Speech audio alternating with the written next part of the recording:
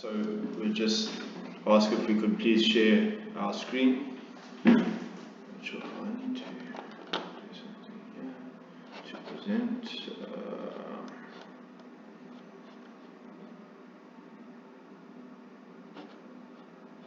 Okay. Apologies, there does seem to be a problem on our side with presenting, so perhaps we could just continue for the sake of time. Yes, you can share now, sir. Okay, I just need to share. Just share screen. Okay, thank you. I see it is coming through now.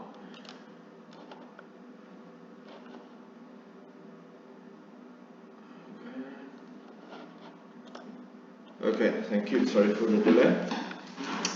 So we'd just like to start with a brief introduction of the organization.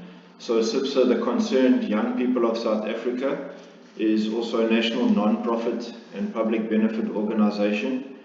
We represent primarily youth and grassroots communities in all 9 provinces.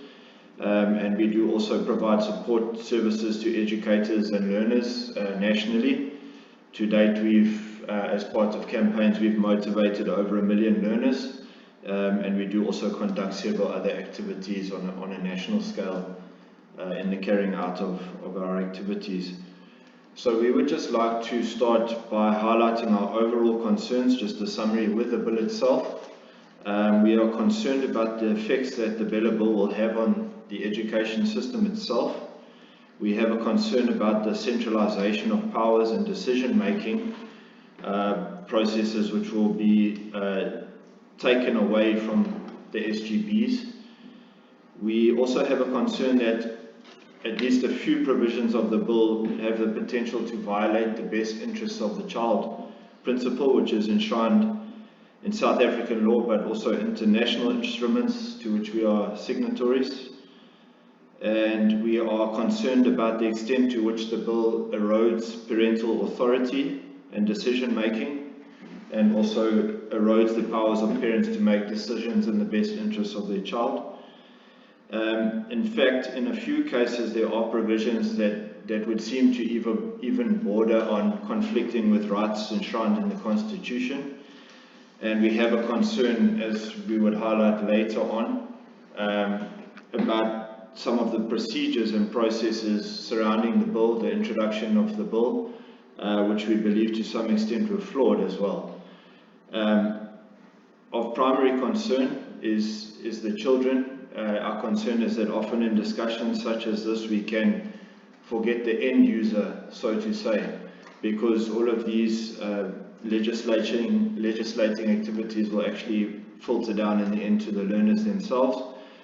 And as we are both parents, it's of concern to us what the effect will be of this legislation, not only on our children, but South African youth as a whole.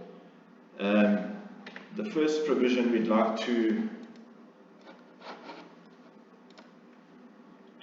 just touch on briefly is the consideration of introducing mandatory grade R. We understand that there is an academic benefit to introducing children to education at a younger age. However, there are estimates that to implement grade R nationally could amount to a cost of 12 billion rand.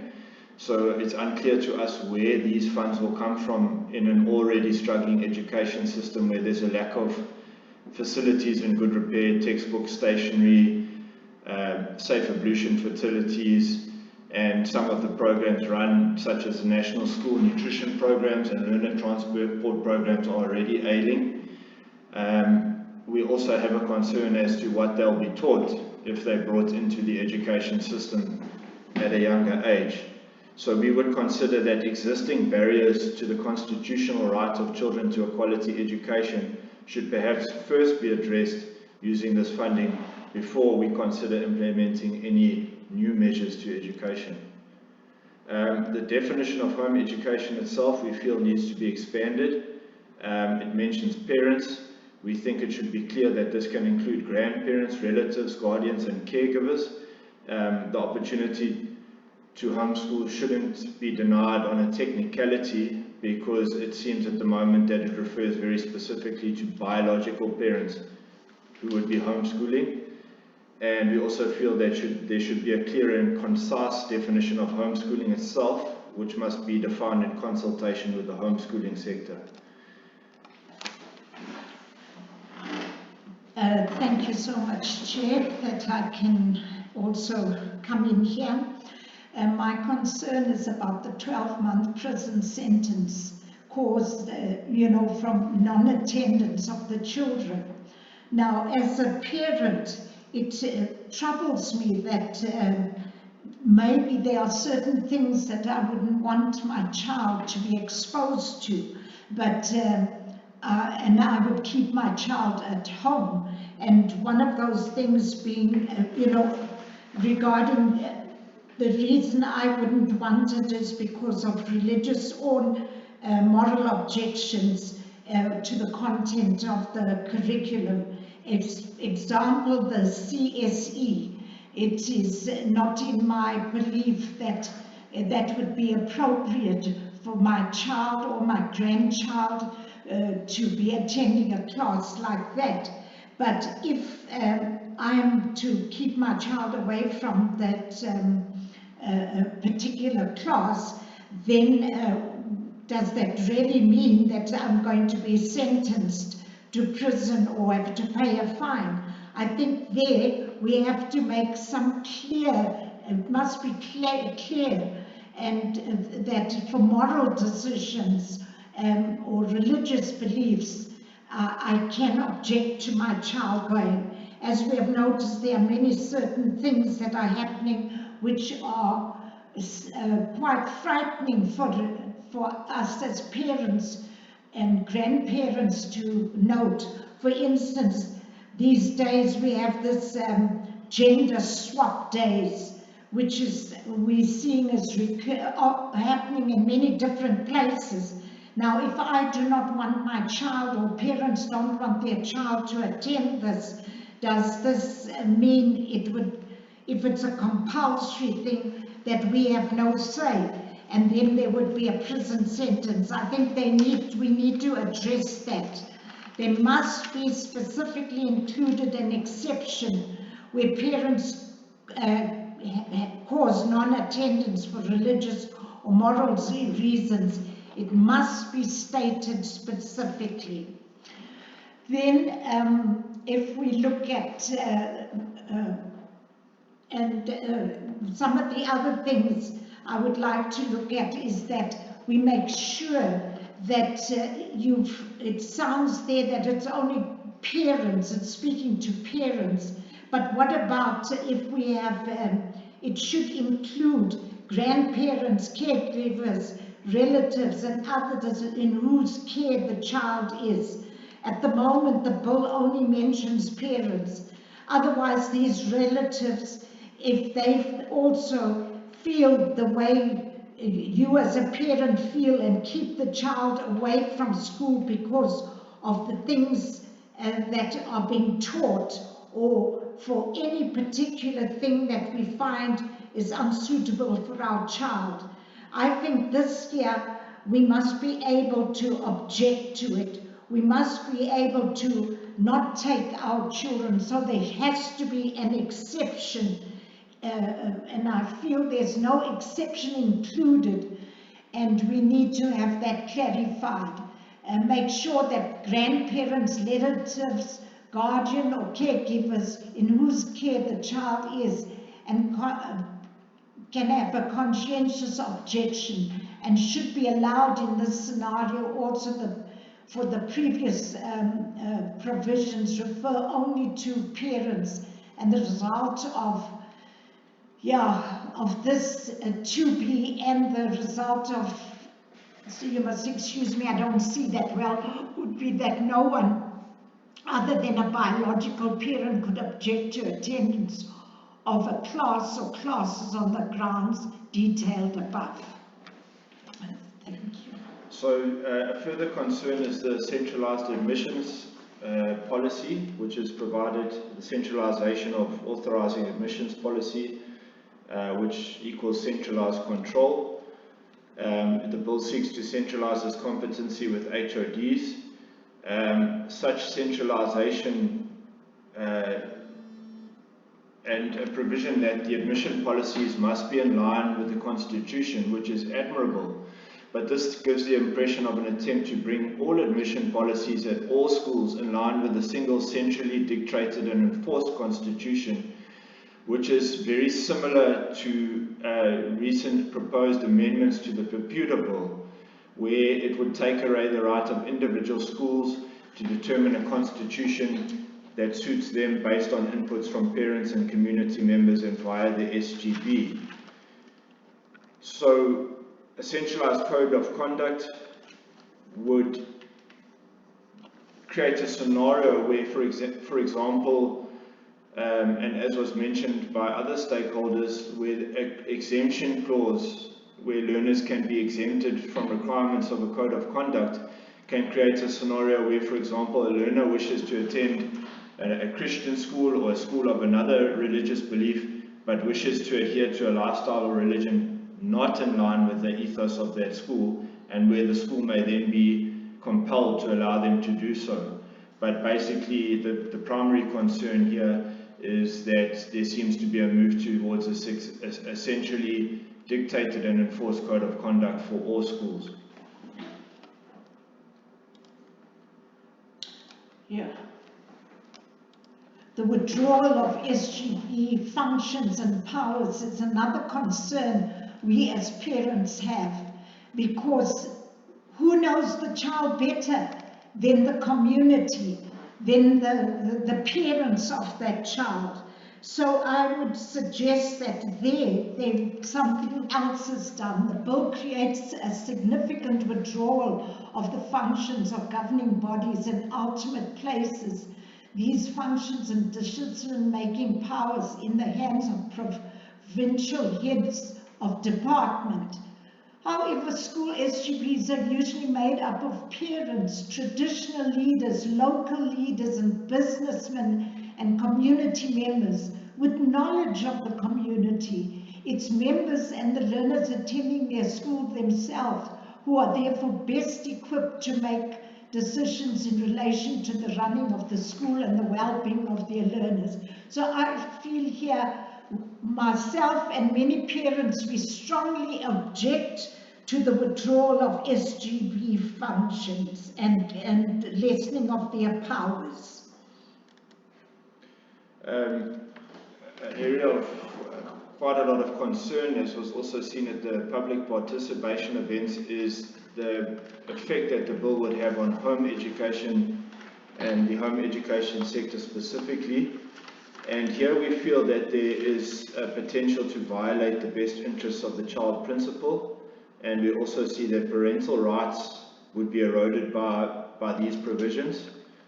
The first challenge that would be faced by homeschoolers is additional burdens, financial burdens, and other requirements to be met in order to register for homeschooling and to be approved for homeschooling.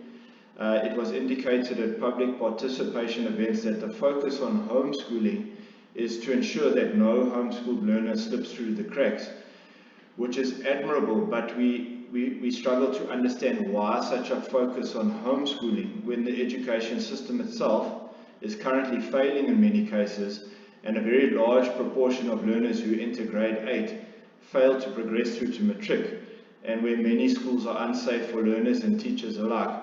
So where you have a very small homeschooling sector, we struggle to understand why the focus is on homeschooling and not on these already highlighted issues within the South African education system.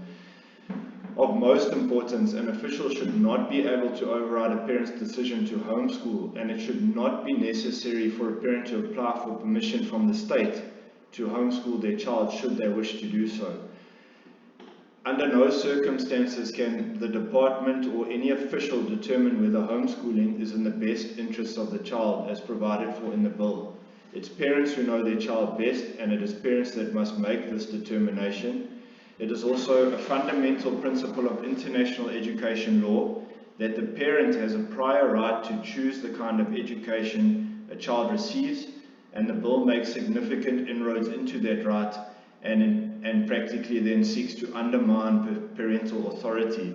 If you look at the best interests of the child as mentioned in the Children's Act, the parent's responsibility is to protect those children and to make decisions in their best interests, thereby ensuring the best interests of the child in all considerations. As it has been said, a government has never given birth to any child. Should a parent be unable to comply with the requirements for homeschooling their child will be forced to enter the mainstream education system, which is currently characterized by an overall lack of resources, rampant drug and alcohol abuse, poor teacher-to-learner ratios, violence and intimidation, teenage pregnancy, theft and sexual assault perpetrated by learners and even teachers, high failure and dropout rates, as well as exposure to an imported sexually explicit CSE curriculum. So for us it's unclear how it can be alleged that to remove a learner from one-on-one tuition in a safe environment and under the supervision of a child's parent or primary caregiver, and then to subject them to these conditions when they have the opportunity to be homeschooled, can in any circumstance be said to be in the best interests of the child. Here also the Minister should not have such broad scope in making regulations on home education, and should at a minimum only be able to make regulations in consultation with the homeschooling sector. It has been brought also to Cypsa's attention that the Minister acknowledged during a PCBE meeting that the DBE had to date neither conducted nor did it possess any research on home education within the South African context, while the need for such research was identified as early as 2015.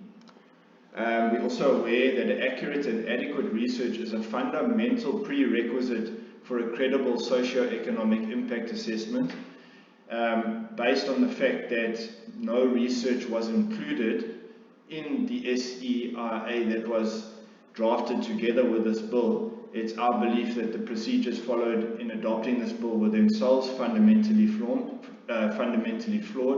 and Cypsa believes it would be irresponsible for the bill to proceed any further without a proper evaluation of the potential impact and possible unintended consequences of this bill having been conducted. So we have concerns about procedural issues here as well, and we understand that there was research also that was completed by another organization, I believe they themselves will present, and was submitted to the DBE but was not included. So we have a serious concern about the lack of engagement with the homeschooling sector in South Africa and the organizations representing the homeschooling sector in South Africa. Another concern we have is that the bill provides for the closure and merging of small schools. And that is a very grave concern to us, because many children in the rural areas already are walking distances to get to the school. But now if that small school is a small school, then they close it. How much further are the children going to work? And especially in this climate of South Africa, where children are being where the children are... Human trafficking. Yes, human trafficking is so, it's so full in our country. What is going to become of these children? So that is a concern to us. Why should they close these schools, the small schools? Because very often from these small schools comes the best education, because the schools are not so, the classes are not so full. But if they're going to push the children into other schools which are already overloaded, what is the outcome going to be? So there as well, with that, the department has such power, we object to that for the sake of the children, that they are able to still remain close to home and are able to go to a school that's closer to home than to walk the distances. So we also here as an organization have witnessed situations where female learners are actually staying alone in rented accommodation near to schools because of the need to travel great distances to attend school. We also have a concern that By closing a small school, there can lead to an increase in the distance that learners must travel, an increase of the cost of transport for parents, and in some cases it may simply result in non-attendance because children will have greater distances to travel to school. So again, we would have a concern about whether these provisions are in the best interests of the child, because you will again be taking learners from micro schools, if we can call them that, that often are, even if not well resourced, produce good results, in some cases excellent results, because there's a good learner to teacher ratio. If we close these smaller schools, we will again be forcing children into the mainstream school system, where we've already outlined many of the shortcomings there, and it cannot be said, we believe, in any circumstance to be in the best interests of a child to remove them from a safe and well-controlled and organized and successful schooling environment and force them into that mainstream education system, taking away that opportunity of theirs to have a quality basic education as enshrined in the Constitution. Here we also have a concern, reading between the lines, where there's mention made of a central committee who will decide on curriculum matters and which will provide for a centralized procurement of identified learning and teaching support materials for schools. So our question as parents is, who will sit on this committee? What are their values, beliefs and worldviews? And how will this influence the identification of suitable materials, which will then be disseminated centrally to all learners within the education system? So one thinks of the newish CSE curriculum, which we've imported from overseas, and which contains sexually explicit themes and content which is in actual fact foreign to South African cultural norms. And it is our belief that SGBs, in consultation with parents, must identify suitable teaching materials for their children.